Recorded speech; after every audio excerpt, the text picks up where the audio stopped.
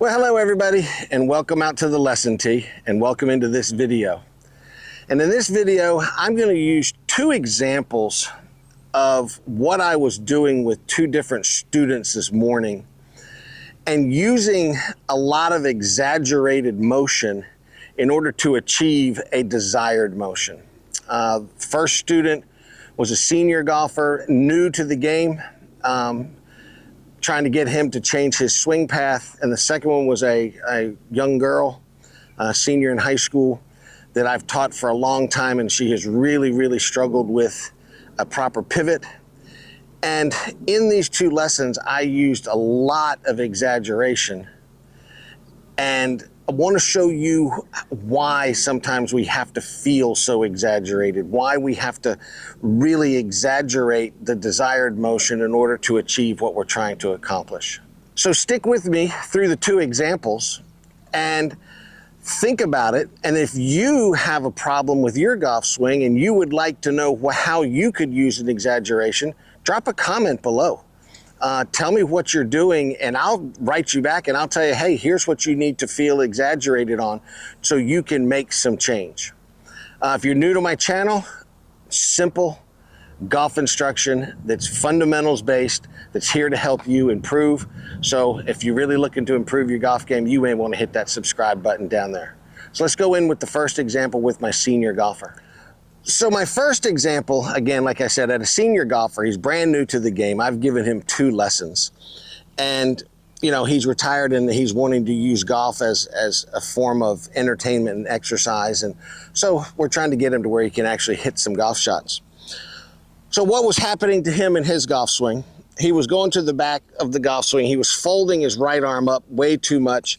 And then on the downswing, he was coming down and the club head was very much outside of his hands, okay?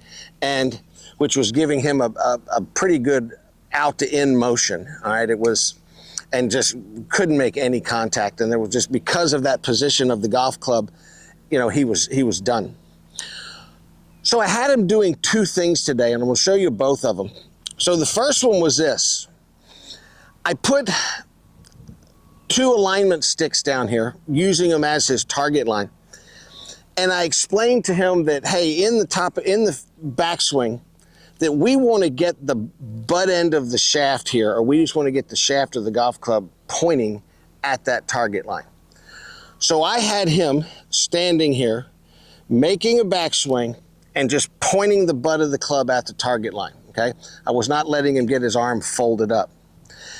And then I was having him feel a very exaggerated move that was completely opposite of what he was doing to get him a feel for the downswing.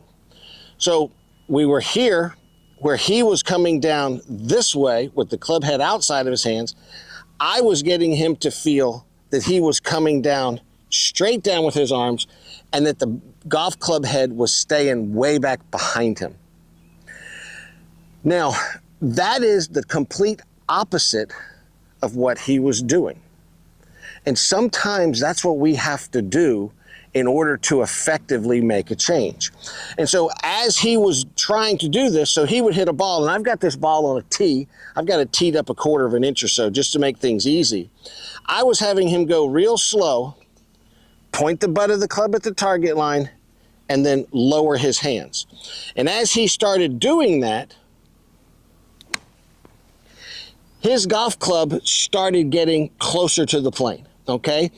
It was closer to the plane. Now, as he got down to impact, his club head still got outside the ball, and this is where my next exaggeration is coming in. So exaggeration number one was getting him to learn to start the club down with it on plane, and in order to do that, he had to feel like that club head was way back there behind him. So the second exaggeration that I introduced to him was in an effort to get his club head to get to the inside of the golf ball and not get to the outside of the golf ball. So I took two of his head covers off of his clubs and I put them on the ground like this. So they are just under a grip's length separated this way. And what I had him doing was to get set up to the back head cover, the one that would be outside the ball, with the toe of his golf club basically touching it, okay? Then I had him move his club a little bit more forward. So I have him moving that club a couple of inches forward of the head cover. So start off with the toe of the club on the head cover, move the toe of the club, move the club head forward. Then I had him making swings, again, feeling himself lower, but swinging in between those two head covers out there to the right.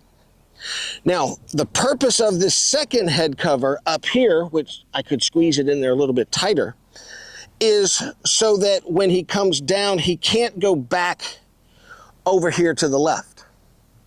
And the first swing that he made, he missed this back one, but he whacked this one. And, you know, and all of a sudden he goes, wow. He goes, I didn't feel like I was doing that. And there becomes the problem. And here's why we want the exaggeration. He couldn't feel it. So I've got to introduce to him a complete opposite feel. And so after several repetitions of standing here, putting the toe on the head cover, moving it a couple of inches forward, and then very relaxed and very slow, swinging in between those head covers. So I've given him two things to do to promote a different motion. First, once we got the butt of the club pointing at the target line, lower his hands so that club head stayed behind him. And the second thing was learn to swing inside those two head covers. Now, after he got a little comfortable with it, I reintroduced a ball to him. Again, I had it on a tee, and I just had him hitting little soft shots. And lo and behold, he started finding the club face. His ball started going up in the air, and his ball started going relatively towards his target, okay? Some of them were still out there to the right, but I wasn't concerned about that. So every swing I had him make, he was making, point the butt of the club at the target line, lower his arms. I had him do a rehearsal. Then it was, okay, very relaxed, swing in between these head covers. And if that ball went to the right, that ball just went to the right, and it's no big deal because I am changing the motion of his swing. Now, let me show you the second example from a lesson today of me using exaggeration. The second exaggeration dealt more with the pivot of my student and then how the arms were functioning with the pivot. This young lady, like I said, I've given her lessons over the years, and she just has really, really struggled with learning how to make that correct pivot there. She always wants to do it with her hips, and when that right hip kicks back that way, it always leans her forward and just gets her in a bad position. Then she can't figure out where to put her arms. So it's been a real battle in this one, and I've used a million different techniques to try and get it done, and I'm not going to blame her for not practicing correctly, but it's just been a big struggle. So she came this morning, and I watched her hit some practice shots, you know, warming up, and then I just started thinking, okay, what do I need to do here? Well, I went back to my exaggeration technique. And with her, I just put a golf ball on the target line back there and a golf ball on the target line back here, but it's the same thing as using these sticks. And what I had her feel that she was doing, a little similar to the first man, but I had her get set up to the ball. I got her feet relatively close together. And then all I wanted her to do was use her shoulders to rotate her shoulders back so that she could point the butt of the club at that target line. I wanted her to feel like she was using zero legs, that her legs weren't even active in the shot. So when she started doing that, we ended up getting that look right there.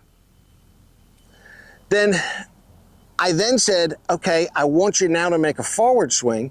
And again, I want you to feel like you're using zero legs, but I want you to use your shoulders in your chest. And I want you to give me as much rotation forward as you can get, letting that rotation pull that back foot up off the ground, and again, point the butt of the club at the target line. So she is feeling like she is doing everything from probably, rib cage up, shoulders and chest only. Now, is that the truth? No, her legs were still moving and she was still using her lower body, but I'm getting her to feel something completely exaggerated. And so this golf swing started looking like this. It was no legs, shoulders, shoulders, okay? Terrible shot. And she started off hitting some bad shots, but we just stuck with it over and over and over again. And then all of a sudden, she got the feel, and all of a sudden she started finding the club face. And all of a sudden the ball started going right at her target with a reasonable distance. And she even made this comment, wow, I'm not even swinging and that ball's going pretty far. And I said, I know. And I explained to her that, we've got to learn this motion. We've got to develop this new exaggerated feel and make it the norm. I said, and then we can speed it up, because right now if she tries to go too hard, it's all legs and arms, and she's not using the pivot properly.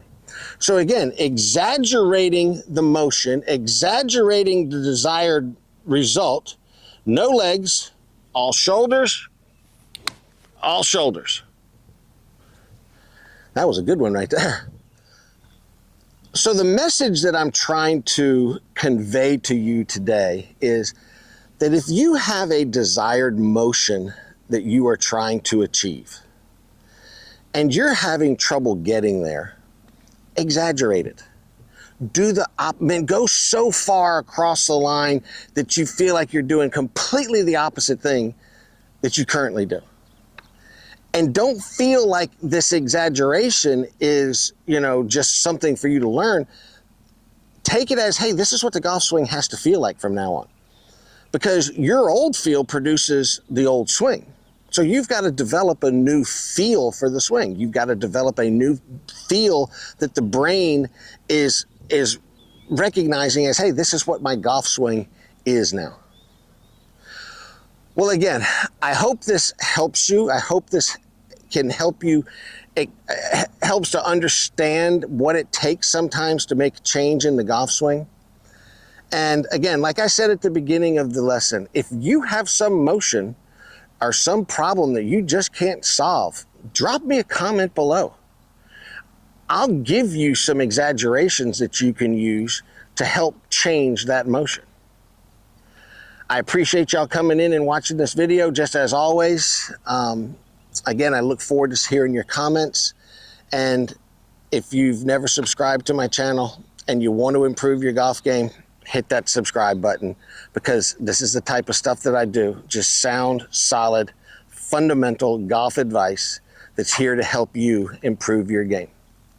Well, listen, folks, I'll see y'all in the next video. Have a great day.